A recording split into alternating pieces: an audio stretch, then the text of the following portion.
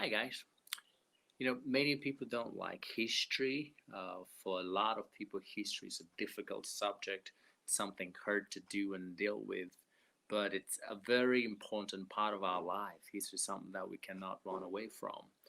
Actually, your life itself is history. When you were born, how you study and live, and marriage and family and working, all of that is actually history, and you don't know it. And if there's anything else that history has taught and shown us, that history has shown us that events tend to reoccur. And of course, that there's one thing after another.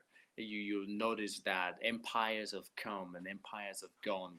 There was Egyptian empire, there was Assyrian empire, and then the Babylonian empire, the Medo-Persian empire, the Roman empire. All of these were great empires of their time, made history, and of course a great deal happened.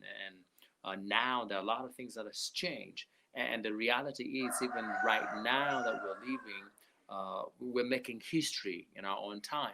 In 50 years, 100 years from now, there'll be a lot of things happening in that time that will not be the same with what we are experiencing today.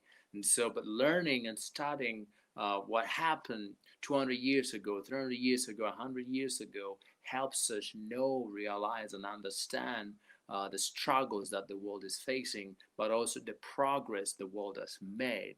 And so, you see, wise people will learn from the mistakes of others. And so, if you're a wise person, of course, you're going to learn from the mistakes of others, others who've done things differently, things that they've experienced, good or bad, and you learn from there. And there are, of course, those who come and want to learn from their own experiences. They want to make their own mistakes and then cry as a result of that. But if you're wise and you're going to study history, you're going to learn from the men and women of old, those who've gone, that they've experienced some things that we're experiencing now, dealt with or fought with what we're fighting now. And so learning their life helps us. So let us study the things that happened in the past. Let us filter the good things that happened and carry on that legacy, the good things that happen. And then, of course, let's learn from the mistakes, the bad things. Let's identify those things, and so we do not repeat it, but do something to help change it.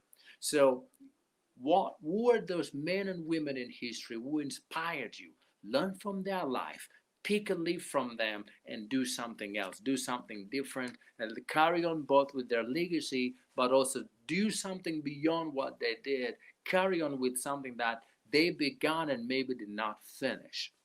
Someone once said, they who did not learn from history are doomed to repeat its mistakes. I want to say that again. Those who did not learn from history are doomed to repeat that mistakes. Let's not be among the people who are going to repeat the mistakes of history and go through the same circle of events. Let's learn from the strength of those guys, the good things they stood for, and carry on that legacy. And the bad things, the mistakes they made, let's get rid of it. Let's not repeat it, but correct and so be better, knowing that we are setting history ourselves for another generation. I hope this encourages you as well.